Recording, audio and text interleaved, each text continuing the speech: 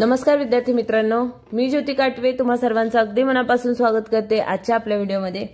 मागील व्हिडिओमध्ये तुम्हाला आधीचे हे 10 क्वेश्चन असे 20 क्वेश्चन्सची प्रॅक्टिस आपण केली होती।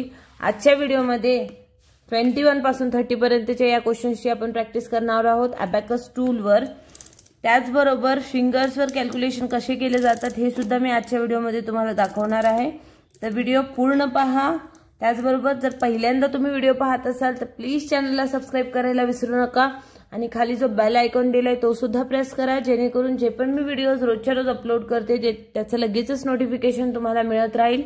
आणि आजचा व्हिडिओ जर आवडला तर नक्की लाईक आणि शेअर करा। चला तर मग क्वेश्चन नंबर 21 पासून सुरुवात करूया आजच्या व्हिडिओची। तर क्वेश्चन नंबर 21 जो दिलेला आहे, फर्स्ट दिलेला आहे 17 + 2 + 6 + 5। तर इथे फर्स्ट हे 17 हे ऍड केले 17, नेक्स्ट आहे +2। आता इथे बीट्स अवेलेबल आहे तर आपण डायरेक्टली +2 करू शकतो। तर हे +2, नेक्स्ट इज +6। +6 साठी फॉर्म्युला यूज करावा लागेल। +6 चा फॉर्म्युला आहे +10 - 4। नेक्स्ट दिलेले आहे +5, +5 साठी सुद्धा फॉर्म्युला यूज करावा लागेल। +5 चा फॉर्म्युला आहे +10 - 5। तर आपला आन्सर येतं 30। ओके, नेक्स्ट क्वेश्चन है 22 + 2 + 5 + 6। तो फर्स्ट है 22।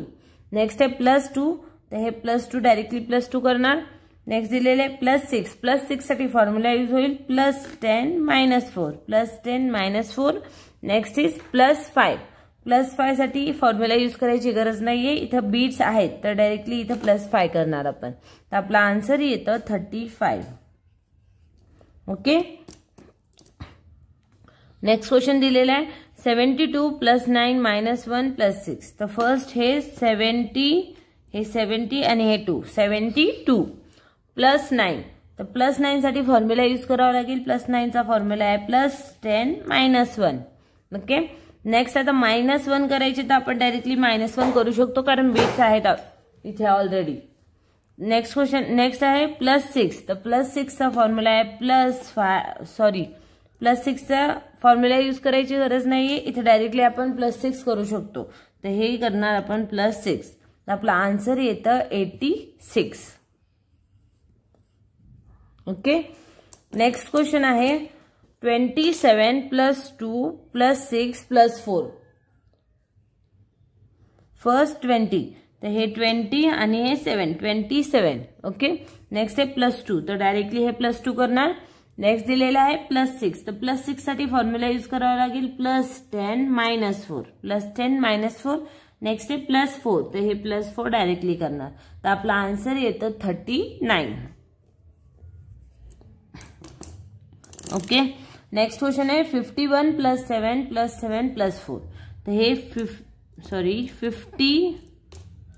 51। ओके, नेक्स्ट आहे +7, तर +7 इथे डायरेक्टली +7 करणार। हे 5 आणि हे 2, 7। नेक्स्ट पुन्हा +7 आहे तर +10 - 5, +10 - 3 सॉरी, +10 - 3। नेक्स्ट दिलेला आहे +4, तर आपण डायरेक्टली इथे +4 करू शकतो कारण बीट्स अवेलेबल आहेत। तर आपला आन्सर येतं 69। ओके, नेक्स्ट क्वेश्चन है 25 + 4 + 6 - 5। तर फर्स्ट है 20 आणि हे 5, 25। नेक्स्ट है +4, तर डायरेक्टली +4 करणार।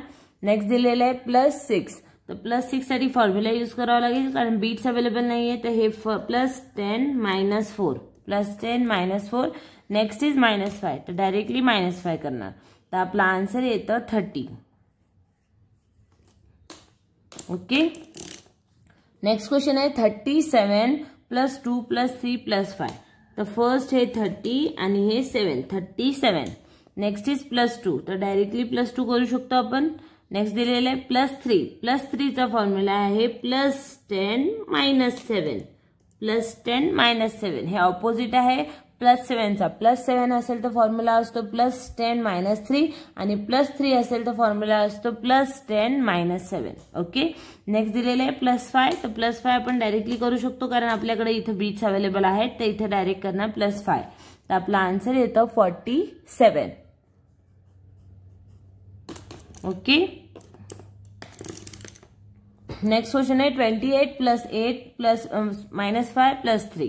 तर फर्स्ट हे 20 आणि हे 8. 28 प्लस 5 प्लस 8.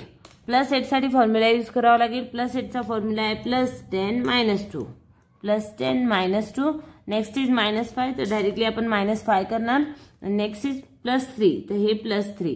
तर आपला आन्सर येतं 34. ओके. नेक्स्ट क्वेश्चन आहे 25 प्लस 5 प्लस 8 प्लस 2. तर फर्स्ट हे 20 आणि हे 5. 25. Next is plus 5. आता प्लस 5 साठी फॉर्म्युला यूज करावा लागेल. प्लस 10 -5. नेक्स्ट दिलेले प्लस 8. तर इथं बीट्स अवेलेबल आहेत, तर आपण डायरेक्टली प्लस 8 करणार. हे plus 8. Next is plus 2. Plus 2 आणि प्लस 8 हे एकमेकांचे ऑपोजिट आहेत, कारण ते ऑलरेडी फ्रेंड्स आहेत, बिग फ्रेंड्स आहेत. तर प्लस 8 असेल तर फॉर्म्युला काय येणार? प्लस 10 -2. आणि प्लस 2 असेल तर फॉर्म्युला येतो प्लस 10 -8. ओके. तर इथं प्लस 2 करायचे पुन्हा आपल्याला. तर प्लस 2 साठी इथं फॉर्म्युला यूज होईल प्लस 10 and -8. ओके. तर आपला आन्सर येतं 40. नेक्स्ट आहे 38 प्लस 2 प्लस 7 -5. तर हे 30 आणि हे 8. 38 प्लस 2. प्लस 2 चा फॉर्म्युला आहे प्लस 10 -8. Next is plus 7. आता इथं बीट्स अवेलेबल आहेत, तर आपण डायरेक्टली प्लस 7 करणार. Next is -5. तर -5 पण डायरेक्टली करू शकतो. आपला आन्सर येतं 42. आहे की नाही सोपं? अशा पद्धतीने टूलवर खूपच सोप्या पद्धतीने आपण कॅल्क्युलेशन करू शकतो. आता यातले काही क्वेश्चन मी फिंगर्सवर करून दाखवणार आहे. ते फिंगर्सवर कशा पद्धतीने करतात हे लक्षात घ्या. ओके. आता मी हा इथला क्वेश्चन नंबर 25 जो आहे तो इथं घेते.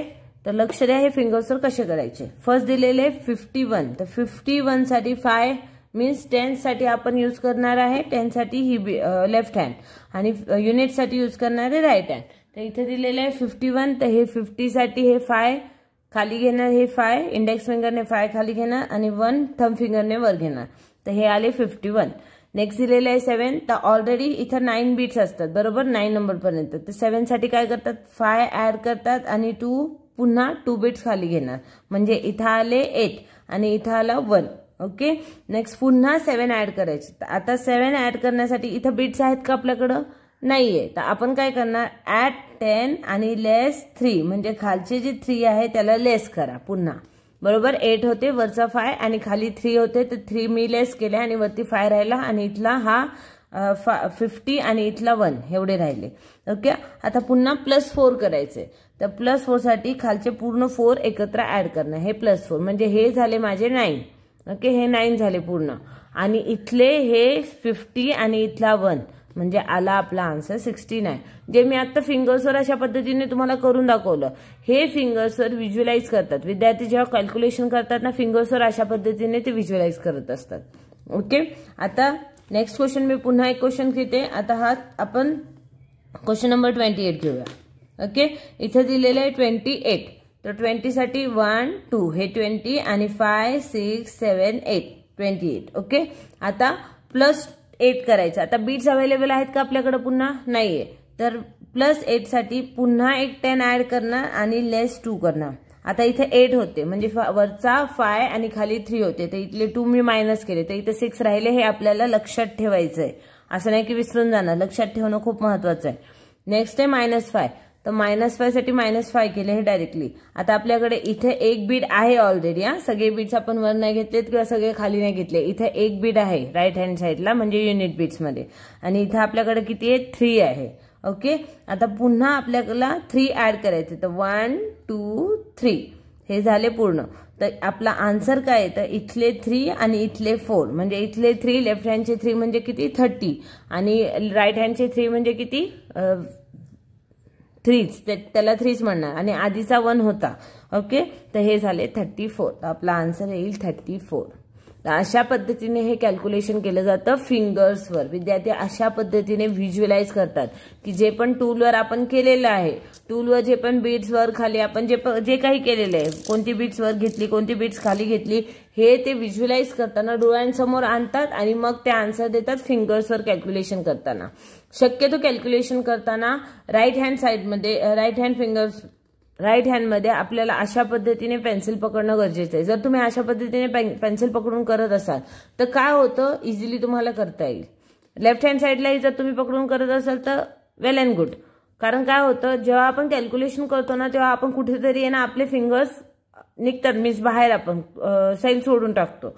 तसं नाही झालं पाहिजे। हे फिंगर्स जे 3 फिंगर्स आहे हे पूर्णपणे बंदच ठेवायचेत आणि या फिंगर्सनेच आपल्याला कॅल्क्युलेशन करायचंय। फर्स्ट लेवलमध्ये फक्त हेच फिंगर्स यूज होतात, नेक्स्ट लेवलमध्ये पुन्हा वेगळे फिंगर्स कसे यूज करायचे हे शिकवलं जाईल तुम्हाला। नक्की तुम्हाला आजचा व्हिडिओ आवडला असेल। आपण टूलवर सुद्धा करून पाहिलं आणि फिंगर्सवर सुद्धा कशा पद्धतीने कॅल्क्युलेशन करता हे मी तुम्हाला शिकवलेलं आहे। तर तुम्हाला नक्कीच हा व्हिडिओ आवडला असेल। व्हिडिओ आवडला असेल तर प्लीज लाईक करा, इतरांना सुद्धा शेअर करा, चांगल्या गोष्टी दुसऱ्यांना शेअर केल्या पाहिजे। त्याचबरोबर जर तुम्ही माझा व्हिडिओ पहिल्यांदा पाहत असाल तर प्लीज चॅनलला सबस्क्राईब करायला विसरू नका आणि खाली बेल आयकॉनही प्रेस करा, जेणेकरून जे पण मी व्हिडिओज अपलोड करते त्याचं तुम्हाला लगेचच नोटिफिकेशन मिळत राहील। आजच्यासाठी एवढंच, उद्याच्या व्हिडिओमध्ये पुन्हा भेटूया नवीन क्वेश्चन्स घेऊन। तोपर्यंत धन्यवाद। जय हिंद, जय महाराष्ट्र।